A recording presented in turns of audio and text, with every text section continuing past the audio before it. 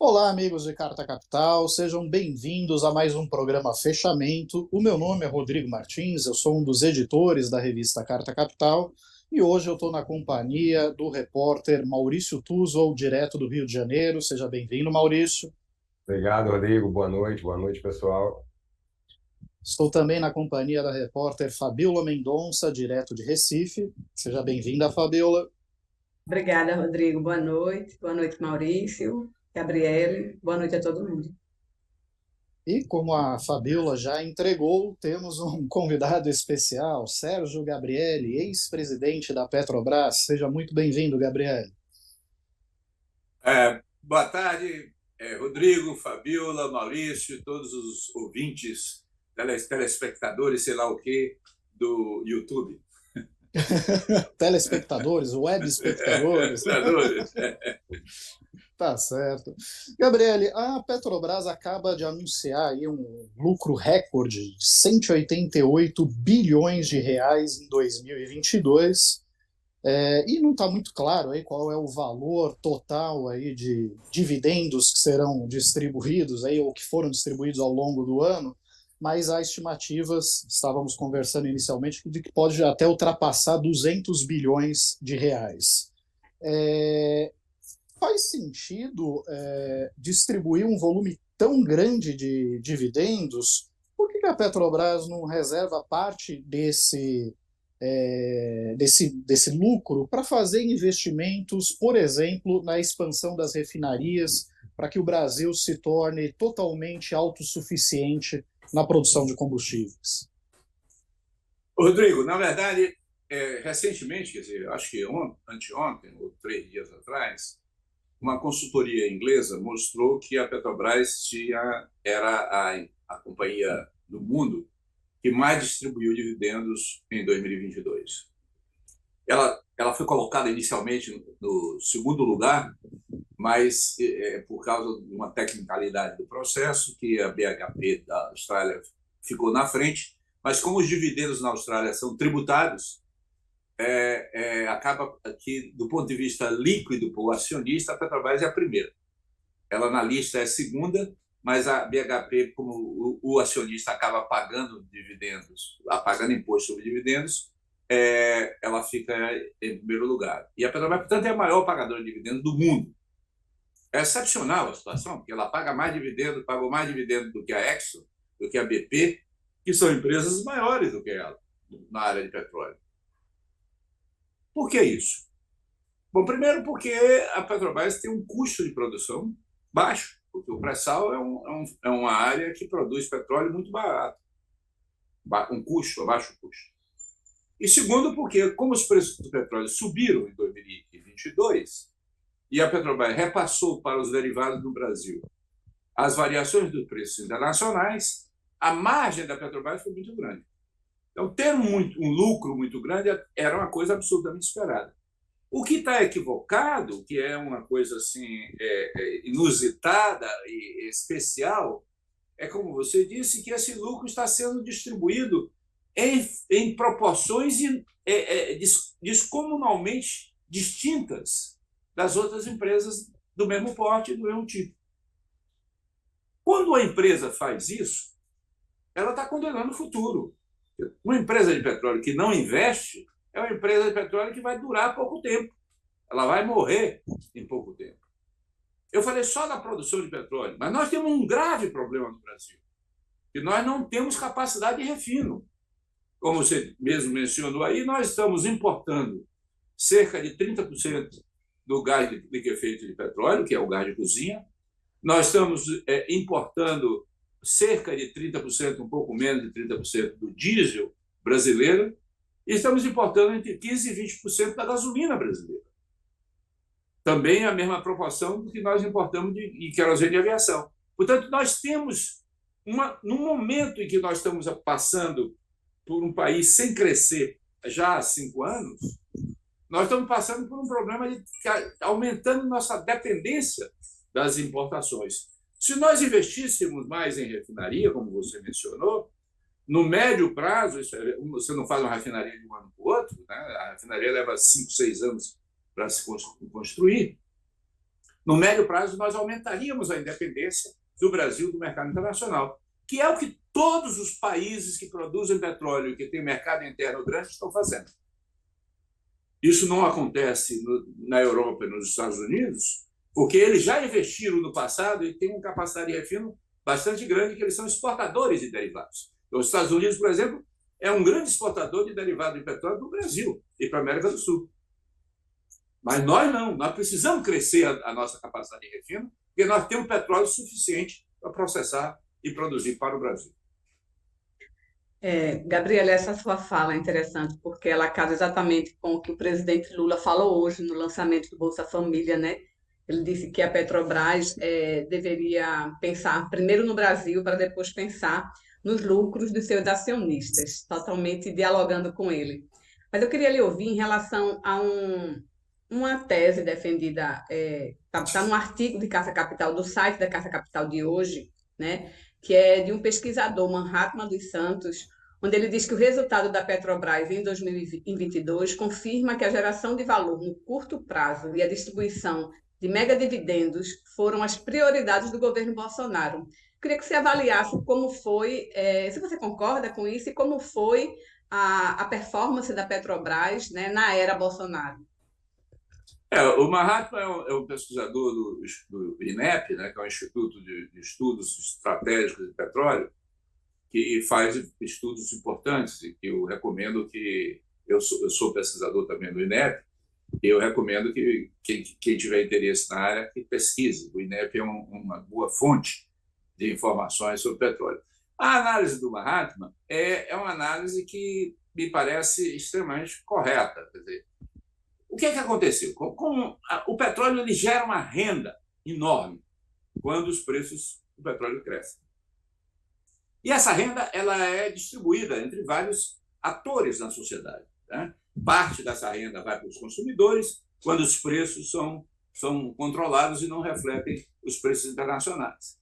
Parte dessa renda vai para o governo com o aumento de tributos sobre o petróleo.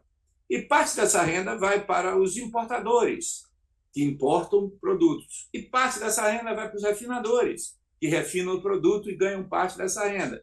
Parte dessa renda vai para os produtores de petróleo. E, ao ir para os produtores de petróleo, refinadores e importadores, vai para os acionistas. Então, a questão toda é o seguinte: há uma regra imutável que defina isso? Como é que vai ser essa distribuição? Não. Isso reflete, essencialmente, primeiro, opções da cada sociedade e condições em que cada sociedade está tratando do fornecimento e abastecimento de petróleo e derivados para os seus consumidores. Então, nos países que você tem grande produção de petróleo e capacidade de refino e consumo grande, os preços dos derivados são controlados internamente, são preços que não acompanham as flutuações de curto prazo do mercado internacional. Em países que são importadores de derivados, esses países acabam tendo mais ajuste de preços de acordo com o mercado internacional, porque eles têm que importar muito. O Brasil poderia ser um país mais autônomo do mercado internacional se aumentasse a capacidade de refino. Nós já temos produção de petróleo suficiente. Nós exportamos, o Brasil exportou em 2021 1 milhão de barris por dia de petróleo. E nós somos hoje um dos grandes exportadores de petróleo cru do mundo. A questão toda é que a Petrobras, a partir de Temer, em 2016, resolveu adotar uma política de como se nós fôssemos um país importador. Parou a construção das refinarias a partir de 14, 15, parou a construção de novas refinarias, aumentou a possibilidade dos importadores importarem derivados e impôs à Petrobras uma política de preços que, na verdade, é uma política de preços que favorece a importação e não favorece a produção doméstica. Agora, a nova diretoria da Petrobras, que vai ser nomeada depois da eleição do Conselho de Administração da Petrobras em abril, essa nova diretoria vai ter que enfrentar a questão do plano estratégico da empresa. Ou seja, nos próximos 5 anos, a Petrobras não vai fazer nada no refino? A Petrobras vai ficar completamente focada na produção de petróleo e exportação de petróleo cru. A Petrobras vai diversificar o seu portfólio exploratório, buscando novas áreas para a produção. A Petrobras vai ampliar a sua atividade nas áreas de energia eólica, solar e biocombustíveis. A Petrobras vai voltar a atuar na distribuição de derivados, porque ela já saiu da distribuição. Ela não, o posto de gasolina que você vê lá, a Petrobras, é uma fake news, porque não tem nada a ver mais com a Petrobras, é de uma empresa privada que ganhou o direito de usar a marca da Petrobras. Então, o plano estratégico da Petrobras é fundamental. E quem define o plano estratégico da Petrobras é o Conselho de Administração.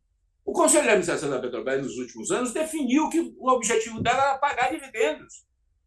Definiu que o objetivo dela era aumentar a parcela dos acionistas na renda petroleira. É uma opção que foi feita. Eu acho a opção errada, porque é uma opção que visa apenas o curto prazo e esquece que uma empresa que não investe, ela morre no médio e longo prazo. Gabriel, o mercado, né? É sempre ele, né? Essa entidade onipresente aí, esperneou bastante, né, com esses novos anúncios em relação à Petrobras, né, nesses últimos dias, né? Não somente a questão da tributação que vai ser feita sobre o petróleo bruto, né, sobre o óleo bruto de 9%, a questão de dar um basta na venda dos ativos, né? E você que já esteve lá como presidente na Petrobras e sofreu essa pressão, né, que todos sofrem, eu queria que você falasse um pouco sobre isso. Qual a tua análise em relação a essas medidas que estão sendo tomadas pelo governo, pelo Jean Paul, pelo ministro Haddad, pelo Lula, e como seria essa reação do mercado a essas medidas? Olha, primeiro eu acho que não é o mercado em geral. Você está falando aí do mercado de ações, né? O mercado financeiro exclusivamente. É um mercado muito específico. O mercado de ações, que cresceu no Brasil, diga-se de passagem, hoje deve ter aí 3, 4 milhões de brasileiros investindo em ações, ele tem vários tipos de acionistas. Você tem aquele acionista que compra ações 10 horas da manhã e vende 10h30, compra de novo 11h30 e vende às 2 da tarde, que é o chamado acionista do intraday, que esse aí está interessado que a ação suba e desça, ele ganha e perde quando a ação sobe e desce. Você tem aquele acionista que aplica por um prazo definido e que quer ganhar, tem uma meta de ganhar dentro de um mês ou 2. E você tem aquele acionista que compra uma ação como a Petrobras porque ele tem uma visão de que a Petrobras tem um bom portfólio de produção, que a Petrobras tem uma boa parcela no mercado e que ela pode, no longo prazo, ter retorno de longo prazo. Então, existem vários tipos de acionistas.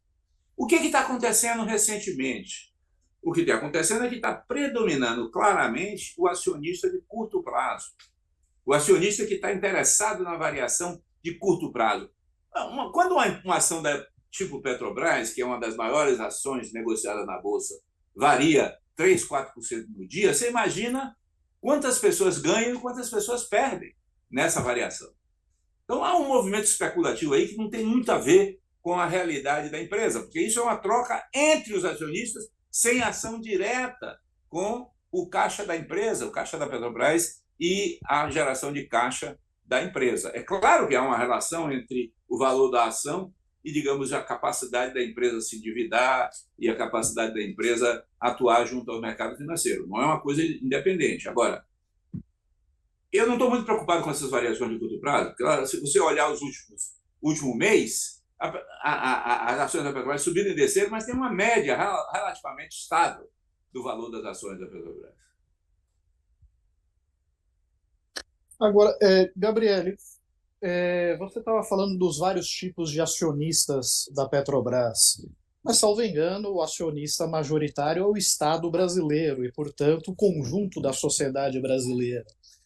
Esse acionista majoritário não poderia, se bem entender, alterar a política de preços da Petrobras, ou seja, deixar de atrelar o preço dos combustíveis à variação do preço da cotação internacional do petróleo? Qual seria o grande risco, o grande problema de conter essa variação tão grande de preços que ocorre no mercado internacional para proteger, por exemplo, a inflação, segurar um pouco a inflação no país e assegurar um combustível mais barato, inclusive para viabilizar o transporte que é predominantemente rodoviário no país?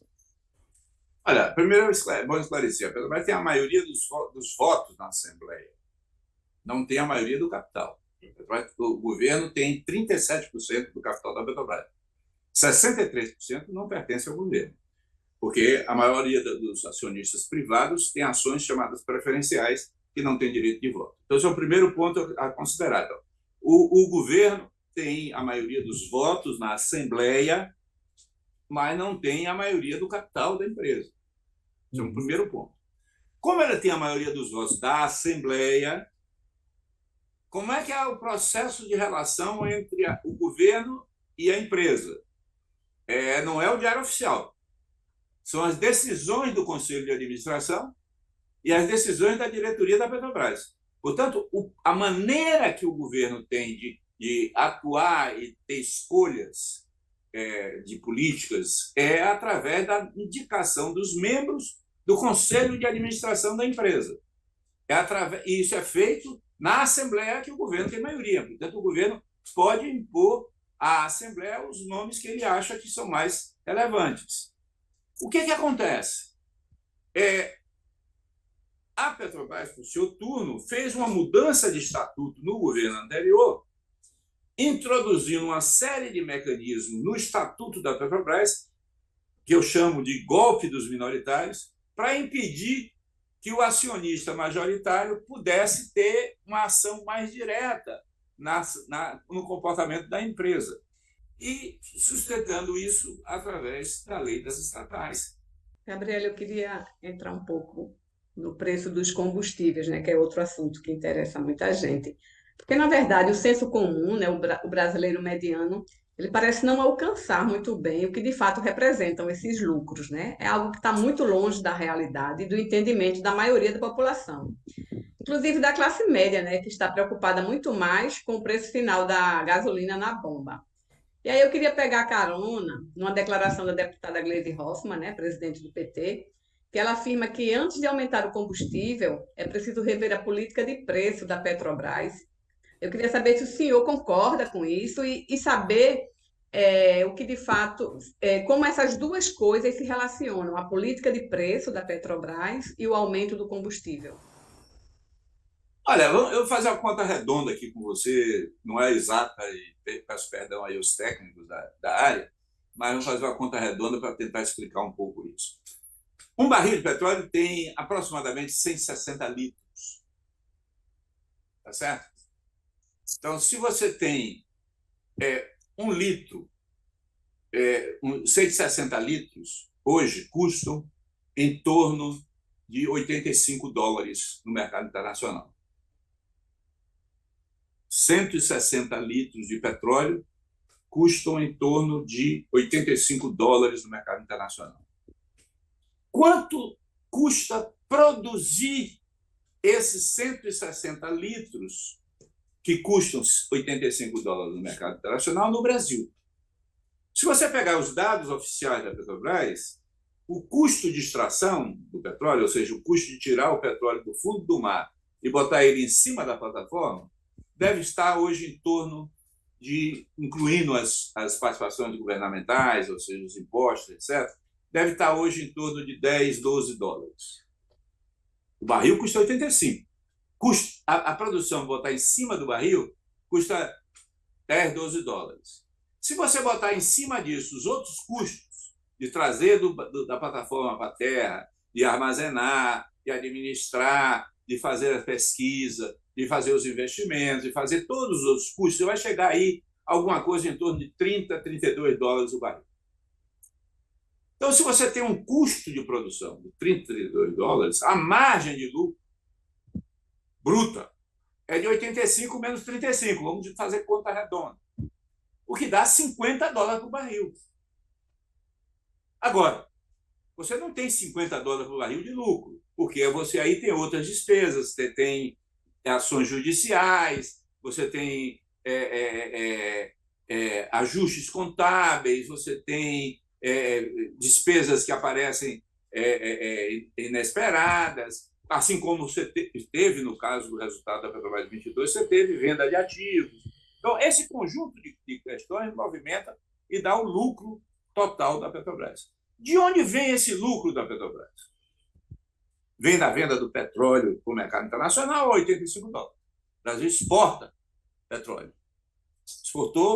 O Brasil exportou em torno de 1 milhão de barris por dia. A Petrobras deve ter exportado em torno de 700 mil barris por dia em 2022. Então, vem da exportação do petróleo. Mas não vem só da exportação do petróleo. Vem da venda da gasolina, do diesel e do QAV. A venda do diesel, da gasolina, a Petrobras acompanhou, na maior parte do tempo, os preços internacionais, que são balizados no preço do petróleo internacional. Então, consequentemente, essa margem de lucro ela era esperada, porque se a Petrobras cobra esse preço, ela, evidentemente, aumenta o seu lucro, porque ela tem um custo de produção baixo. Aí você se pergunta, por que ela não pode vender mais barato? Ela pode vender mais barato, porque ela pode vender a menos do que o equivalente ao preço internacional dos derivados, desde que seja mais do que o custo de produção dela em reais no Brasil. Agora, ela não pode vender muito menos, porque senão ela cria um problema. Porque, por exemplo, se o Brasil importa 30% do diesel e produz só 70% do diesel, e se o preço do diesel é muito abaixo do preço internacional, quem vai importar os 30%? Já que o preço da importação é o preço internacional. Então, ela não pode também descolar completamente o preço nacional do preço internacional, mas não precisa seguir o preço internacional sempre. Qual é o entrave principal? O entrave principal é que nós não temos capacidade de refinar o diesel, a gasolina e o gás de cozinha necessário para o mercado brasileiro. Qual é a solução de médio prazo? Aumentar a capacidade de refino. Porque petróleo a gente tem. Tem que aumentar a capacidade de refino. Quer dizer, o ideal não seria intervir na política de preços, e sim investir em refinarias para ter a autonomia eu acho que as necessária. duas coisas tem que fazer. Pode fazer as duas coisas, porque uma coisa não impede a outra. Você pode reduzir um pouco o custo de oportunidade, reduzir esse lucro de 180 bilhões para, digamos, uma parcela menor do que essa, e isso não coloca a Petrobras como uma empresa que dá prejuízo. Ela não vai ter prejuízo, ela vai deixar de ter lucro.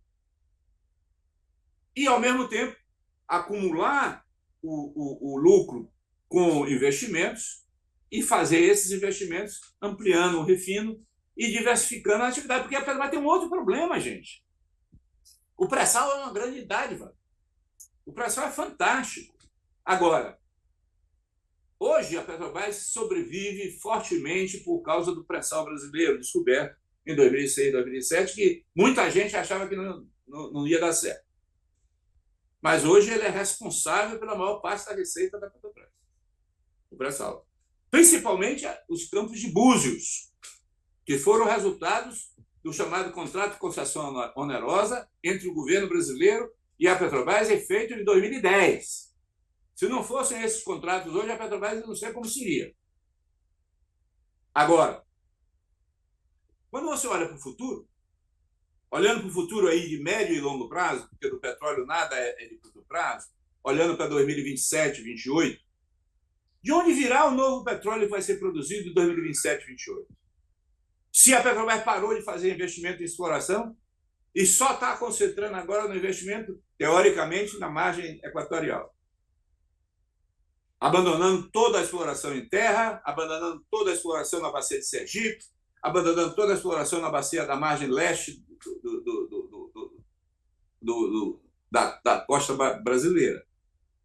Então, se você não explora, se você não busca, se você não perfura, se você não faz estudos sísmicos, você não tem produção 7, 8 anos depois.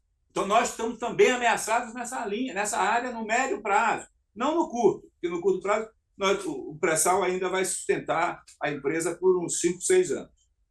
Mas no mais longo, nós vamos ter problemas. Então, nós temos que investir também na exploração. Gabriel, você está falando do futuro aí. O governo, por intermédio do Ministério das Minas e Energia, anunciou a intenção de adotar uma nova política energética, no país. Nós tivemos, nesses 4 anos do governo Bolsonaro, acho que um abandono do setor, assim, tivemos inclusive a venda da Eletrobras no meio desse processo, né, que muita gente critica. Eu te pergunto, como é que você vê esse futuro energético do Brasil, como reestruturar a política energética, como que a Petrobras se insere nisso, né? E você citou o pré-sal, a gente sabe que o pré-sal, além de, como você explicou agora, daqui a alguns anos pode ser um recurso não tão disponível, existe a própria questão, acho que as questões climáticas, né, que hoje se questiona muito o uso de combustíveis fósseis, e a Petrobras, na sua presidência, por exemplo, já migrava para ser uma empresa de energia, né, não só uma empresa de petróleo. Eu queria que você falasse um pouco sobre tudo isso, sobre o futuro, para onde aponta a política energética brasileira e a Petrobras dentro dela inserida. Olha, a guerra na Ucrânia, né, a guerra da OTAN na Ucrânia com a Rússia, mostrou um problema muito sério. É claro que nós temos um problema energético, nós precisamos reduzir o uso de combustíveis fósseis. Mas nós precisamos entender que isso não se dá de um dia para o outro. E não se dá de um dia para o outro pela existência ou não existência de alternativas. Não se dá de um dia para o outro porque a estrutura produtiva nossa está, aspas, viciada em combustíveis fósseis. Então, nossas máquinas, nossos motores, nossa energia, nossa eletricidade tem muito dependente dos combustíveis fósseis. Por que foi dependente dos combustíveis fósseis? Porque, por incrível que pareça, do ponto de vista de eficiência energética, os combustíveis fósseis são muito baratos, comparativamente aos outros combustíveis não fósseis. Então, esse é o primeiro problema. Então, estruturalmente, a mudança dos motores de veículos, dos motores de aviões, dos motores das máquinas de fábricas, dos elevadores, da estrutura de materiais de fazer construção, dos ar-condicionados, dos aquecimentos, etc. Não é uma coisa que se faz de um dia para o outro. Então, o primeiro problema é esse. Não há mudança de um dia para o outro rápida na base energética do planeta. O segundo problema é que, no curto prazo, várias questões mostram a relevância e a importância da segurança energética. É necessário que você assegure que você vai ter abastecimento durante um tempo adequado para manter as coisas funcionando. A guerra mostrou que, sem ter alternativas de segurança energética, a suspensão do fornecimento de gás da Rússia para a Europa deu uma explosão no preço do gás na Europa, o preço da energia elétrica foi para o espaço e, por incrível que pareça, a Europa, que é a maior defensora da mudança energética e do fim dos combustíveis fósseis, aumentou a utilização do carvão, que é o pior dos combustíveis fósseis para mudanças climáticas, em 2022. Então, em 2021 e 2022, o mundo observou um aumento do consumo de carvão, o que é contrário a essa ideia de redução da mudança climática. Então, nós temos que entender que vão ter movimentos para cima e para baixo. Além disso, nesse contexto, olhando para 2040, 2050, a expectativa de todos os analistas é de que vai haver uma redução da proporção de combustíveis fósseis na matriz energética do mundo. Essa proporção que hoje, em termos do petróleo, é em torno de 37%, 38%, em termos do petróleo, carvão e gás natural, é em torno aí de 50%, 60%, isso vai baixar, no caso do petróleo, de 37% para 30%. Mas vai continuar 30% do petróleo daqui a 30 anos. Além disso, o petróleo tem uma característica, quer dizer, ele declina a produção todo ano. Então, hoje o consumo mundial de petróleo é em torno de 100 mil barris dia. É um pouco menos, um pouco mais, mas é em torno de 100 mil barris dia. Se você... 100 milhões de barris dia. 100 mil não, 100 milhões de barris dia. Se você considerar que você tem aí um declínio de 5%, você vai precisar, todo ano, adicionar 5 bilhões de barris novos por dia, 5 milhões de barris novos por dia para atender o declínio da produção mundial. Isso é 2 vezes a produção brasileira. Então, vai haver mercado de petróleo por muitos anos ainda, mesmo que no contexto geral nós tenhamos uma redução do combustíveis fósseis. O que as empresas de petróleo estão fazendo? Estão diversificando. As empresas de petróleo atuam no petróleo, tentam no petróleo diminuir as emissões, a emissão de metano, os efeitos sobre o carbono e tentam compensar os impactos sobre o carbono e diversificam seus investimentos, ampliando a sua participação na energia eólica, na energia solar, na energia dos biocombustíveis, tentando com isso se preparar para os dois cenários do mercado mundial. A Petrobras abandonou. A Petrobras nos últimos anos, virou uma empresa exportadora de petróleo cru, saiu da distribuição, saiu dos biocombustíveis, saiu das termoelétricas, saiu do gás natural, está querendo sair da petroquímica, saiu dos fertilizantes e é hoje basicamente como se ela fosse uma empresa texana independente que produz petróleo e exporta a partir do Texas. Que, aliás, é bom lembrar que os Estados Unidos, durante 30 anos, proibiu a exportação de petróleo. Os Estados Unidos, não foi o Irã nem o Iraque, não, foram os Estados Unidos. Pois é. Gabriele, eu agradeço muito pela sua atenção, pela sua disponibilidade de participar do nosso programa e pela explicação tão didática, né, dos equívocos aí que a Petrobras teve nos últimos anos e enfim, do risco que nós temos se continuar nessa política que me parece ser bastante desastrosa, né? Estamos abrindo mão de um setor que é absolutamente estratégico para qualquer país. E é chocante ver, por exemplo, a forma como nós privatizamos refinarias, sistema de distribuição, dutos, né? E da forma como foi feita também, né? Porque houve casos de privatização de dutos da Petrobras que em 7 anos de aluguel que a Petrobras paga, ela é o valor que ela recebeu pela venda, né? Então tem uns negócios ali que parecem ser muito suspeitos mesmo, muito lesivos ao interesse público, mas eu acho que você conseguiu traduzir bem aí esse dilema que nós estamos vivendo nesse momento. Muito obrigado. Obrigado. Eu estou preocupado apenas com o novo conselho de administração da Petrobras, porque ele é chave estratégica para essa mudança fundamental. Cá entre nós, o que você acha do Jean Paul? Eu acho que o Jean Paul é um nome adequado, porque ele é um habilidoso negociador e conhece o setor. Então, ele está no meio de feras, né? Ele está sozinho na diretoria da Petrobras. Né? Ele está sozinho, absolutamente sozinho. Se ele não tiver apoio de outros diretores e do conselho, ele dificilmente vai conseguir implementar a mudança de rumo que a Petrobras precisa. Uhum. Bom, vamos acompanhar então os próximos capítulos dessa novela. Muito obrigado, Gabriele. Bom, e dando sequência aqui ao nosso programa, eu vou até esclarecer aqui que a gente recebeu vários comentários e acabou não dando tempo de falar todos, mas fundamentalmente eu acho que as perguntas acabaram sendo contempladas, porque havia muitas perguntas sobre a questão, né, da paridade do preço internacional,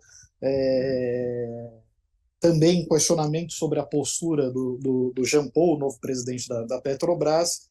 Então, eu acredito que, de uma forma geral, acabou sendo contemplado aí os questionamentos que apareceram na nossa caixa de comentários, e vocês podem continuar enviando comentários, perguntas aqui para a gente sem problemas.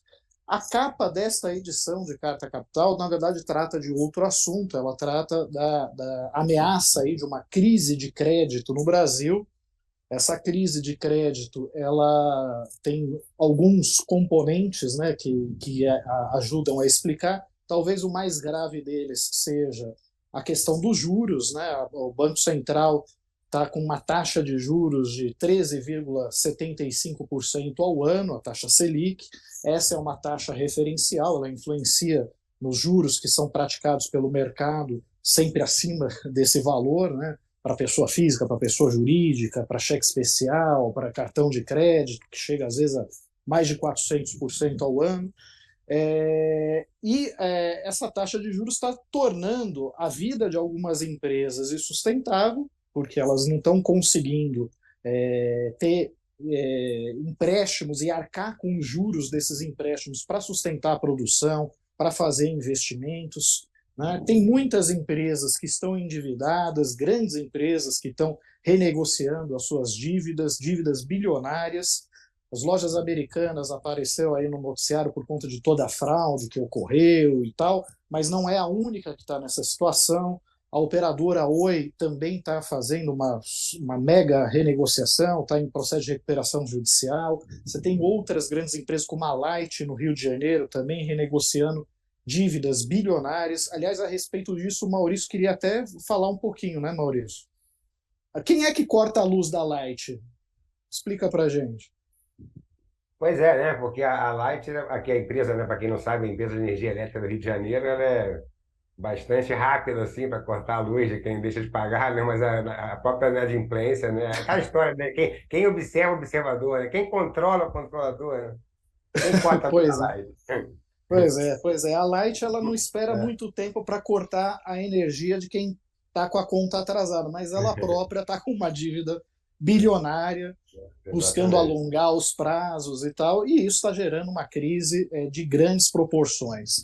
Fora isso, temos um legado aí pernicioso da administração caótica da economia durante o governo de Jair Bolsonaro, todos os gastos eleitoreiros que foram feitos no ano passado, na tentativa de garantir a reeleição de Bolsonaro, e que não trouxeram impactos para a economia. Vejam só, injetou-se mais de 40 bilhões de reais em benefícios sociais, seja Auxílio Brasil, auxílio caminhoneiro, auxílio taxista e por aí vai. E espantosamente isso não gerou um resultado significativo na economia, tanto é que no último trimestre do ano passado o Brasil não cresceu, né? Teve até uma pequena queda. Há também outros fatores aí, que é o próprio contágio, né, da quebra da Americanas, que pode ocasionar e agravar essa crise do crédito. A reportagem é do nosso editor de economia, Carlos Drummond, e nela ele vai explicar um pouquinho melhor sobre quais são os riscos envolvidos, né, o que explica essa crise do crédito que se desenha no cenário e quais são os instrumentos que o governo Lula detém para poder intervir nessa questão. Uma vez que, lembrando, o Banco Central tornou-se autônomo, independente, por uma lei aprovada pelo Congresso Nacional durante o governo de Jair Bolsonaro, e uma lei sancionada por Jair Bolsonaro, então o presidente Lula ele não pode dispensar, ele não pode demitir o presidente do Banco Central, que é quem está aferrado aí nessa taxa de juros de 13,75% ao ano, e que representa, na prática, a taxa de juros real mais alta do mundo. Né? E diante dessa impossibilidade, o que o governo Lula pode fazer é atuar em outras áreas, seja a liberação de crédito para microempresas, novas linhas de financiamento pelo BNDES, enfim, há um conjunto de medidas que está sendo pensada, planejada pelo governo para poder evitar que esta crise do crédito se aprofunde e cause um impacto ainda maior na economia brasileira. Então, eu convido a todos a ler a reportagem de capa da Carta Capital desta semana, que começa a circular a partir de amanhã e já estará disponível aos nossos assinantes no site de Carta Capital, a versão digital. Provavelmente hoje à noite a maior parte do conteúdo já está disponível por lá. Mas eu vou puxar aqui o Maurício para falar também de uma reportagem que ele assina na edição impressa de Carta Capital, que é sobre o caso Marielle Franco. Né? Na última semana, o ministro da Justiça, Flávio Dino, anunciou que a Polícia Federal vai instaurar um inquérito auxiliar para contribuir nas investigações do assassinato da vereadora Marielle Franco e do seu motorista Anderson Gomes. Eles foram vítimas de uma emboscada no centro do Rio de Janeiro em 2018. A polícia fluminense já encontrou 2 executores desses crimes, né? Aliás, alguns deles bem próximos, fisicamente falando, né? de Jair Bolsonaro, por ser vizinho no condomínio Vivendas da Barra, ou Vivendas da Barra Pesada, como acabou sendo apelidado. Mas, embora tenha chegado aos executores do crime, a grande incógnita que persiste é quem são os mandantes desse duplo homicídio.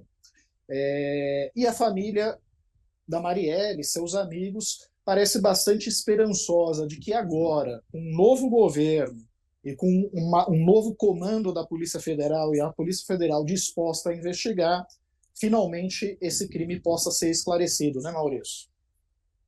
Pois é, Rodrigo, o título que nós escolhemos para a matéria, né, é Agora Vai, né, perguntando, porque a sensação é essa, será que agora vai, né? Porque dia 14 de março próximo se completa meia década, 5 anos do assassinato da Marielle e do Anderson Gomes.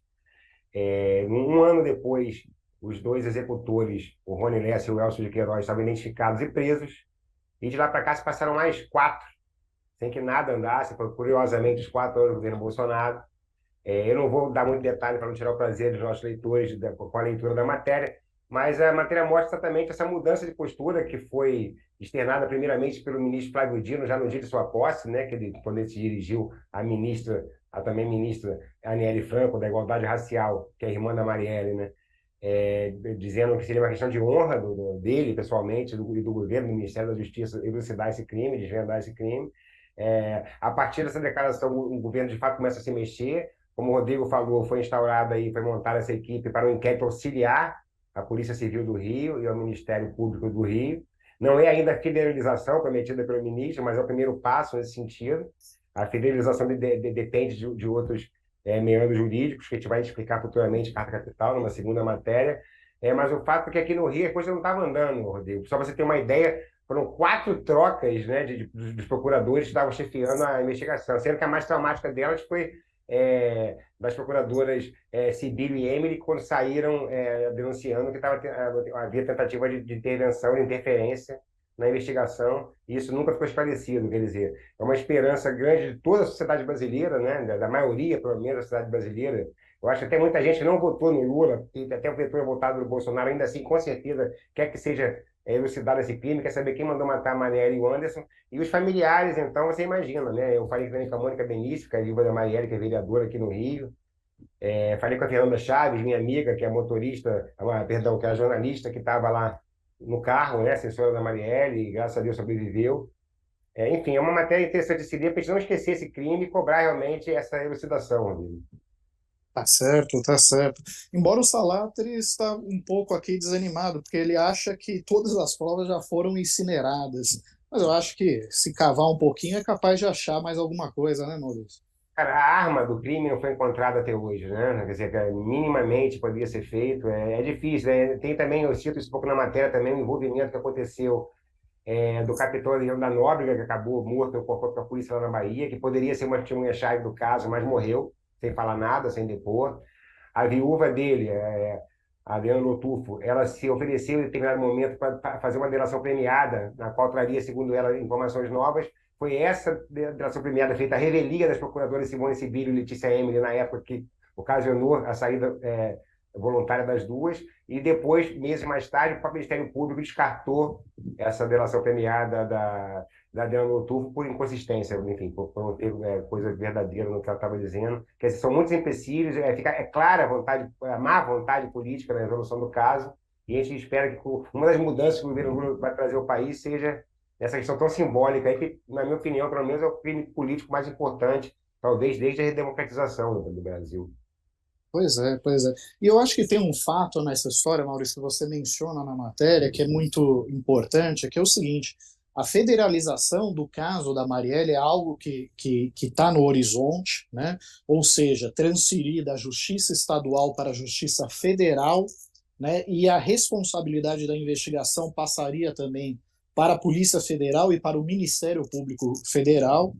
Isso chegou a ser cogitado pelo próprio presidente Jair Bolsonaro, à época, mas à época os familiares e amigos da Marielle ficaram absolutamente desconfiados disso e com muita razão, porque tínhamos uma Polícia Federal aparelhada por Bolsonaro, de acordo com as palavras do seu primeiro-ministro da Justiça, Sérgio Moro. Ele próprio denunciou que Bolsonaro intervia no comando da Polícia Federal, né? E, em segundo lugar, também porque todo o clã Bolsonaro, toda a família Bolsonaro, desde o primeiro momento, teve uma atitude absolutamente suspeita em relação à execução de Marielle Franco. Num primeiro momento, celebrou.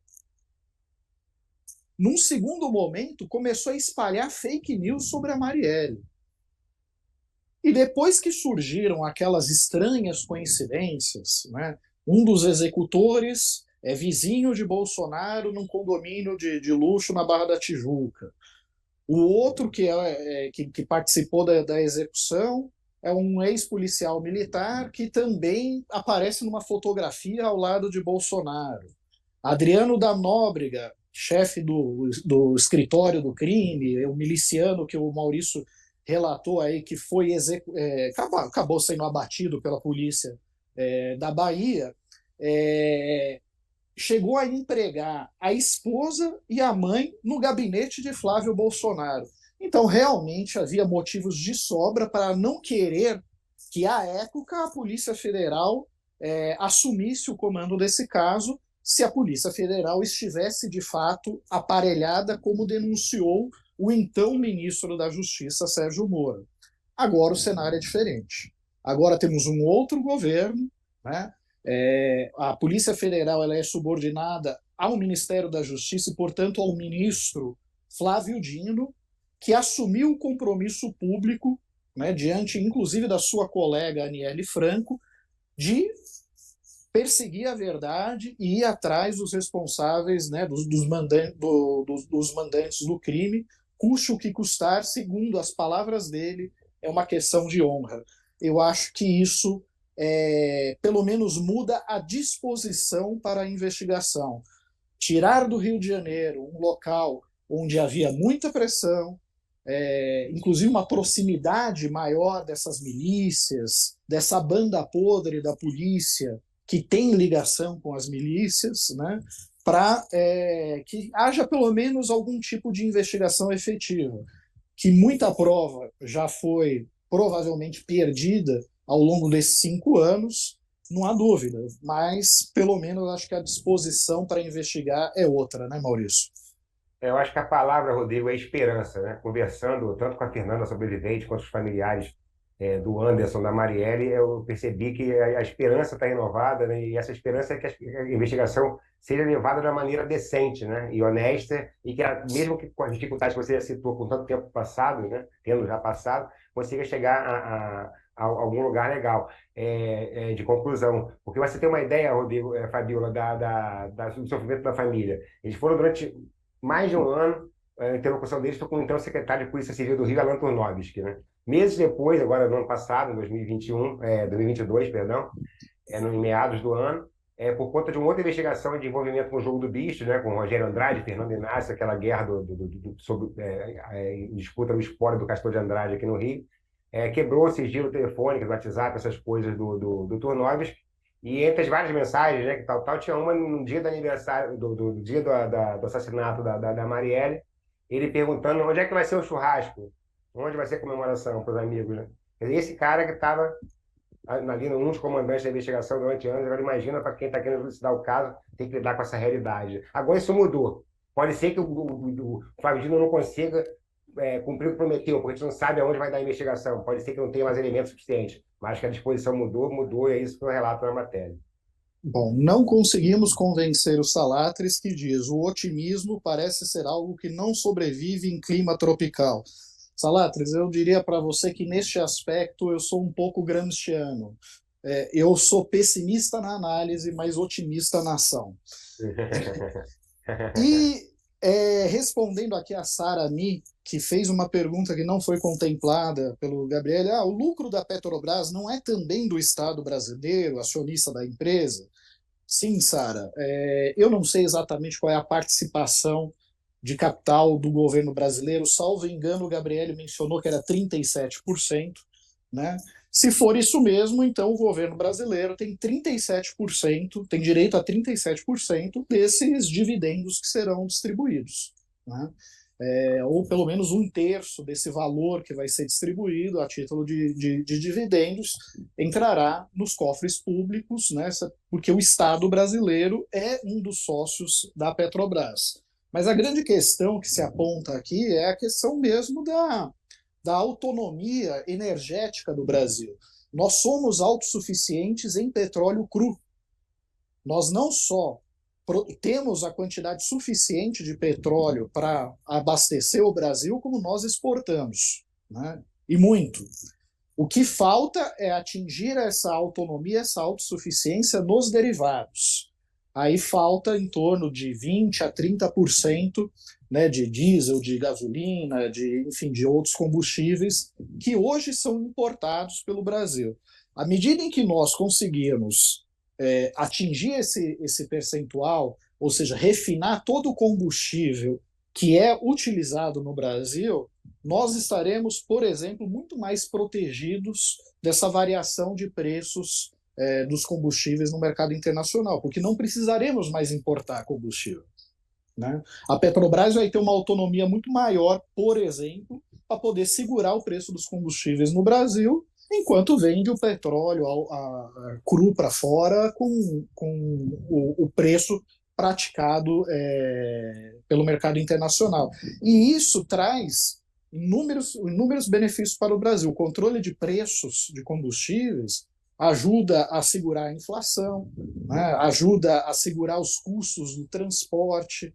Consequentemente, isso vai baixar o preço de todos os produtos que transportados pela matriz rodoviária no Brasil. Enfim, esse é o grande dilema que é apresentado. Mas sim, o Estado brasileiro usufrui de pelo menos um terço, ou pouco mais de um terço aí desses dividendos da Petrobras. E hoje quem está um pouco calado e deve estar chateada comigo é a Fabíola. A Fabíola que, nesta edição de Carta Capital, não contente de fazer uma entrevista com o ministro Wellington Dias sobre o novo Bolsa Família, ela ainda fez uma alentada reportagem sobre o novo ensino médio, a reforma que foi aprovada por Michel Temer, o surfista do golpe, e que tem muitos especialistas, muitos educadores, pressionando o governo Lula para que seja integralmente revogada. Fabíola, não temos muito tempo para falar das duas pautas, mas eu acho que nem vale a pena falar muito sobre a entrevista do Wellington Dias, porque ela foi gravada e vai ser exibida aqui no canal de Carta Capital no YouTube, não é? Isso, a partir de amanhã ela vai estar no YouTube. E os melhores momentos estão na edição impressa de Carta Capital. Sobre a reforma do ensino médio, a gente está com uma matéria, eu convido o pessoal para ler, que é mostrando como se deu essa reforma e o quanto ela é ruim para as escolas públicas, para os alunos de escola pública, porque ela, de certa forma, ela aumenta a desigualdade social, pegando exatamente essa parcela da população, que é o aluno de escola pública. Na verdade, a reforma, ela obrigatoriamente começou a ser implantada, ela foi aprovada, a partir de medida provisória em 2016, em 2017 virou lei, mas obrigatoriamente ela começou a ser implantada o ano passado. Então, ela começou com o primeiro ano do ensino médio, esse ano ela já está com o primeiro e o segundo ano, e no ano que vem ela é concluída, pega o terceiro ano. E ela, basicamente, ela divide o currículo escolar em duas partes, né? Uma comum para todos os alunos, e outra, essa comum envolve praticamente matemática e português, e a outra parte, que é denominada de itinerário formativo, ela deixa as escolas à vontade para criarem as disciplinas. E aí as escolas públicas, sem estrutura, termina não colocando na grade curricular disciplinas importantes como história, filosofia, sociologia, ou diminui a carga horária. Enquanto as escolas privadas, além de manter, né, a grade curricular já existente, ela aproveita, né, essa carga horária maior que a reforma determinou para colocar um plus, né, um bônus das disciplinas que já estão na carga horária. Então, oferece disciplinas de Olimpíada, de matemática, laboratórios, tem outra estrutura. E aí, cada vez mais, o aluno da escola pública vai ficando excluído e sem chance de entrar, de concorrer, né, para uma vaga na universidade pública. Então, eu trago esses detalhes, tem um movimento aí grande para tentar revogar a reforma, né? O deputado federal Glauber Braga já está com mais de 300 mil assinaturas e vai tentar derrubar isso dentro do Congresso. E a ideia é que o governo, de fato, revogue a reforma, embora existam alguns integrantes do governo que já sinalizam que não vão revogar, né? Pode até revisar, mas revogar não. E aí eu convido todo mundo para ler, os detalhes estão todos lá na matéria. Tá certo. Aliás, tem um aspecto que eu achei escandaloso e que você mostra no texto, que é o seguinte: escola pública ela não tem a mesma estrutura, até em termos financeiros, para ofertar aquela gama de disciplinas optativas, disciplinas eletivas, desses caminhos formativos que foram criados. Né? Então, quando você vai para uma escola particular, sobretudo uma escola particular de elite, você vai ver o que sendo oferecido para os alunos. Aulas de robótica, aulas em laboratório, aulas com tecnologias novas e por aí vai. Agora, quais são as disciplinas optativas que chegaram a ser oferecidas em algumas escolas públicas que você pesquisou, Fabiola? Eu me lembro de uma que era o quê? Era fazer brigadeiro? Brigadeiro, almofada, são coisas esdrúxulas e assim, que cada escola ela coloca o que quiser e o aluno vai optar pelo que lhe for mais interessante. Mas assim, é uma coisa muito vaga, como não tem uma regra para ser seguida em nível nacional, cada escola coloca o que quer. Então, já apareceu de brigadeiro, de confecção de almofada, o que rola por aí? O que rola por aí é uma disciplina, mas qual é o conteúdo disso? O que é que isso vai acrescentar? O que é que vai agregar para o aluno para que ele faça um Enem que lhe dê condições de entrar numa universidade pública, entendeu? Então, os professores, né?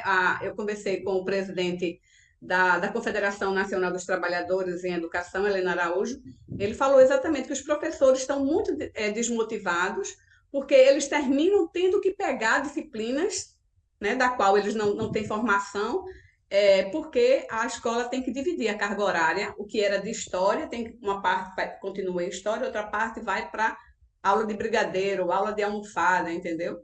Então, as Ou o opções que são as rola mais por aí. esdrúxulas possíveis, Ou o que rola por aí. o Né? que rola por aí. Eu estou curioso para saber o que, assim, se vocês puderem comentar aqui o que vocês acham que é ministrada na aula do o que rola por aí. Eu gostaria de ver a inventividade de vocês aqui nos nossos comentários. E lembrando que a entrevista que a Fabiola fez com o Wellington Dias, os melhores momentos, as melhores passagens estão na edição impressa de Carta Capital. Também estará na nossa versão digital, disponível a todos os assinantes, mas vocês podem assistir a íntegra dessa conversa, dessa entrevista em vídeo, amanhã no canal de Carta Capital no YouTube, a partir das 10 da manhã. Maurício, na nossa despedida, tem algum tema que você gostaria de destacar? O que está rolando por aí? Rodrigo, estou de olho na volta da luta agrária no Brasil, né? Nós tivemos a luta agrária adormecida aí por 4 anos, né? Com o campo se armando barbaramente, né? Com derrame de armas de grosso calibre, inclusive proporcionado pelo governo Bolsonaro. O MST ficou pianinho, né? Segurou a onda, porque inclusive realmente arriscado para seus militantes. E agora teve já uma invasão, né? Uma ocupação, perdão, o pessoal do MST, uma invasão, uma ocupação na fábrica, no terreno, na fazenda da Suzano Celulose, né?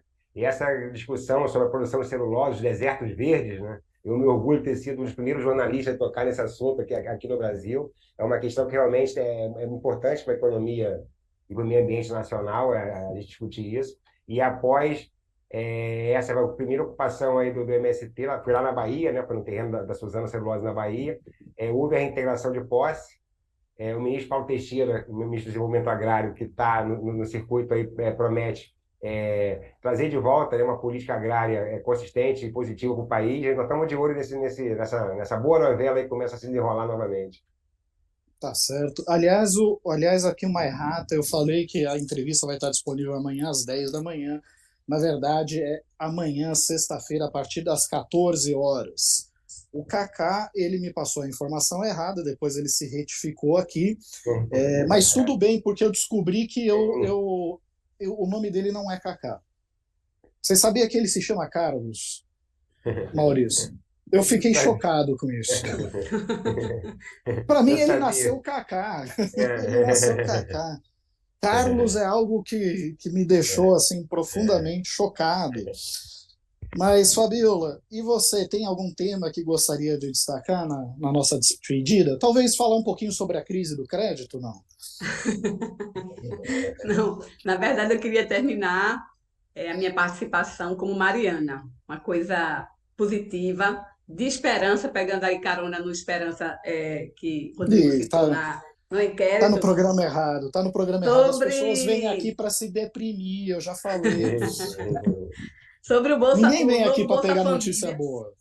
o novo Bolsa Família, que foi relançado hoje, né, depois de 20 anos, ele abre, né, as portas para que a gente realmente ache, né, acredite que as pessoas que estão passando fome possam procurar o cadastro único, que foi totalmente reformulado, e possam, de fato, sair dessa situação muito, muito complicada e que, infelizmente, tem mais de 33 milhões de pessoas passando fome. Eu acho que esse novo Bolsa Família, ele é uma esperança para que a gente possa mais na frente sair do mapa da fome. Bom, já eu, que conheço o meu público e sei que as pessoas vêm aqui para se deprimir, elas não gostam de notícias positivas. Eu gostaria de falar um pouco sobre aquela operação, né, que resgatou 207 trabalhadores em condições análogas à escravidão, em Bento Gonçalves, polo produtor de uvas e de vinhos no Brasil. Eles foram aliciados no interior da Bahia, esses trabalhadores, por uma empresa terceirizada que presta serviços para grandes vinícolas, entre elas Aurora, Salton e Cooperativa Garibaldi. Muito bem, eles foram aliciados com a promessa de salários de até R$ 4.000, mas já chegavam ao sul do país endividados, porque os seus empregadores cobravam despesas de transporte e alimentação. Eram forçados a começar a trabalhar, acordados para começar a trabalhar às 4 horas da manhã, e só retornavam ao alojamento para descansar às 9 da noite. Eles não tinham a liberdade de sair do alojamento, e por isso eram forçados a comprar itens essenciais de sobrevivência, sabonete, desodorante, alguma coisa para comer, dentro do próprio alojamento do patrão, a um preço superior, evidentemente, aos praticados no mercado. Com isso, eles agravavam o endividamento com o patrão. E o patrão oferecia ainda empréstimos a juros que chegavam a 50% ao término da safra.